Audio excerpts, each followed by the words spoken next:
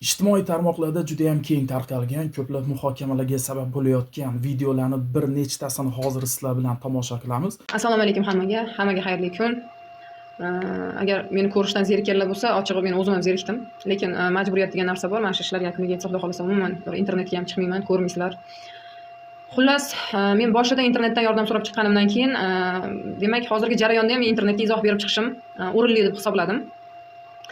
Dastavval seni qo'lingda hech qanaqangi bir daliling yo'q, u video bo'lganda u bu deganlar hozir surishtiruv tergov harakatlari ketayotgan vaqtda ishtimani chiqarib bo'lmaydi.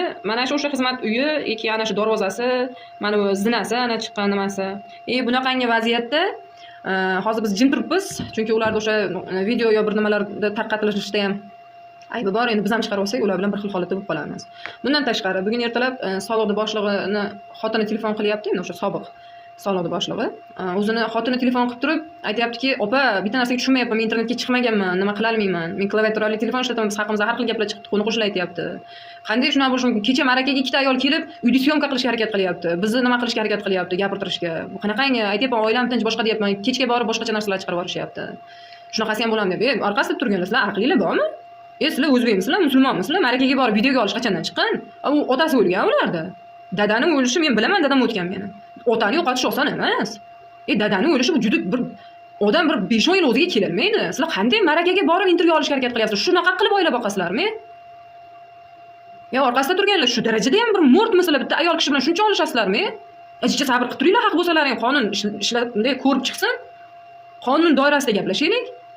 Mana videodan boshqa darvozani u yog'idan turib, bugun 17-aprel, bunaqa tezkor xabar, bunaqa holatga biz aniqlik kiritishimiz kerak degan. Aqalli bitta video beringlar menga, men hafta oldida kechirim so'rab chiqaman sizlardan. Hafta oldida kechirim so'rab chiqaman. Nima qilyapsizlar? Shu darajaga yetib bordilaring. Marakaga kirib bir nimani olib, shuni ommaga olib chiqish darajasiga yetib bordilaring. Sizlar nimanidir isbot qilamiz deb butun bitta nimani bir kamchiliklaringizni, mo'rtligingizni isbot qilib beryapsiz. Bittasi chiqdi, bir 8 marta primoy qiladi, men fikrimni bildiryapman deydi, bir nima desang, men unaqa demadim deydi. Yana nima emish? Bu qiz meni singlim. Unaqa tuhmat qiladigan odam meni akam bo'lmaydi hech qachon. Bu ishda oxirat bo'ladimi, boshi bo'ladimi, qaytida bo'lsa ham men yetib pishdim kelib ketadi agar. Bizda yo'q yolg'on gapirganlar, bizda yo'q tuhmat qilayotganlar, bizda yo'q g'iybat qilayotganlar. Qaysiningiz qanaqa fikr bildirayotgansiz? Ehtiyot bo'ling. Har bitta fikr, har bitta tuhmat, hammasi uchun javobgarlik bor. Hurmatli, kiber xavfsizlik degan tizim. Sizlarning yo'nalishinglar qanaqa? Agar bir amaldor bir nimani yo qizi yo kimdir bo'laydigan bo'lsa, yo like bosib qo'ysa, yo rasmini jijib buzib qo'ysa, darrov topasizlar-ku. Nimaga kar ko'r yo ishtimani ko'rmaydigan holatdagi rejimda ishlayapsizlar? Nimaga bunga chek qo'ymayapsizlar? Qachondan beri Facebook deysizmi, Instagram deysizmi, xolis bo'lsalaring. Nimaga bunga qarshi kurashmayapsizlar? Kurashinglar, men ham O'zbekiston Respublikasining fuqarosiman, men ham haq-huquqlarimni talab qilyapman. Qanday bo'lishi mumkin shunaqa holat? Qachongacha bo'lishi mumkin? Tarixda ma'lum, qaysidir bir erkak kim bilandir tortishib qo'ysin, bir yo bir mashinasidan nimadir topiladi, yo nimadir bo'ladi, yo bu haligi alkash bir nimaga chiqadi, uni badnom qilishadi shunaqa qilib. Meni bo'lsa, ha, desa xulq chatoq ekan, ha, desa xulq chatoq ekan, ketirib qo'yasizlar. Bu dunyoda nimanidir uyushtirishingiz mumkin, u dunyoda hisob kitobimiz bor siz bilan. G'iybat qilganlarim. Alhamdulillah, musulmonman. Alhamdulillah. Allohning va'dasi bor, Allohning gapi bor. G'iybat qiling, agar dunyoda haqqimni olaman sizdan. Tuhmat qiling, haqqimni olaman. Bu dunyoda ham olaman. Tuhmat, mana shunaqangi nima qilgan, meni rasmimdan ruxsatsiz foydalanayotgan ayrimlar. Qonun oldida javob berasiz. Qonunda oldida chiroyli qilib javob berasiz. Ki ana 102 ni tashkillagan bola o'zicha endi kecha kuni ana chiqib oldi, ahmoq. Seni mana shu ahmoq deganim uchun sen meni javobgar qil, men seni uni tuhmatlaring uchun javobgar qilaman. Ishqiy munosabatda edi, nima zinoyda qo'yib berasan bo'ynimga. Qo'yib berasan. Sen javobgar bo'lasan. Men ustingdan ariza qilaman. O'sha ichki ishlar bo'laman, prokuratura bo'laman, ariza qilaman. Sen javob berasan. Nima bo'ldi? Prokuraturani ayblayapsan. Nimami? Azam oldinga kelib, kameralarda bor, meni qo'limda dalil turibdi. Oldinga kelib, mashinada o'tirib sen bilan gaplashgandan keyin telefon qilyapsan. O'sha uchastkovoy bolani gapidan keyin. Nima bo'ldi? U bilan telefonlashganing, detalizatsiyani ichiga ham prokuratura qo'shib qo'ydimi? Yo, ichki ishlarda xavfsizligini boshlig'i kelib sen bilan ko'rishganda senga telefon qilgan, telefon raqamlari ham detalizatsiyada turibdi. Uni ham prokuratura qo'shib qo'ydimi? Seni uchrashganingda ham prokuratura sahnalashtirdimi? Majburladimi seni ko'rishni? Nima bilan? Uchastkovoy bilan. Qanaqa bir-biriga to'g'ri kelmayapti seni gaping. Odam to'g'ri yo'lda tanlash kerak. To'g'ri yo'lda tanlash kerak odam. Kecha bitta nimasi uchun bugun chiqib olib, qanaqadir bir kimlardir gapiga ishonib, o'zingiz hayotingizni barbod qilmang, sizga maslahatim. Aqlingiz yetmagan ishga aralashmang. Aqlingiz yetmasa aralashmang. Bir nima bo'lsa, keyin gapingiz oxirida men aka kechirim so'ramang, undan ko'ra tuhmat qilmang. Dinimizda ham bor. Zino to'g'risida yolg'on ko'rsatma berdingizmi, yolg'on guvohlik berdingizmi, bir umr guvohligingiz o'tmaydi keyin sizni. Shuning uchun qo'ying. Meni ishimga dinda aralashtirmang. Meni ishimga dinda aralashtirmang. Din tomonlama Alloh taolo oldida hisob kitobimni o'zim qilaman. Siz qilmaysiz meni o'rnimga kirib. Men qilaman. Xudo mendan so'raydi. Sizdan so'ramaydi. Dinda aralashtirmang. Qonunan kurashalmagan joyingizga yugurib borib birovni olib kelib keling, bizga yordam bering deyishdi o'rniga, zichcha sabr qilib turing. Uzr, jicha asabiylashdim, chunki men hazm qila olmadim. O'zbek musulmon sifatida hazm qila olmadim. Bitta marakaga kirib intervyu olishni men hazm qila olmadim. Sizlarni bilmadim. O'ta ketgan pastkashlik bu. Endi ana kimdir otasi chiqdi, u menga to'nkashyapti. Nimadirlar deb chiqibdi uni ham. O'zi kuniga nimadir o'ylab topshirib, palonchi yordam bering, palonqa deb bering, pistonchi yordam bering, pistonqa deb bering. Ochilib qolyapti, orqasida turganlar o'xshamayapti. O'xshamayapti. Nimaga sud quvvada bo'ldi? Nimaga quvvada bo'ldi? Meni ayblayapsizlar, kimgadir o'ynash qilyapsizlar, kechirib qo'yasizlar. Esa tilda tiyinglar.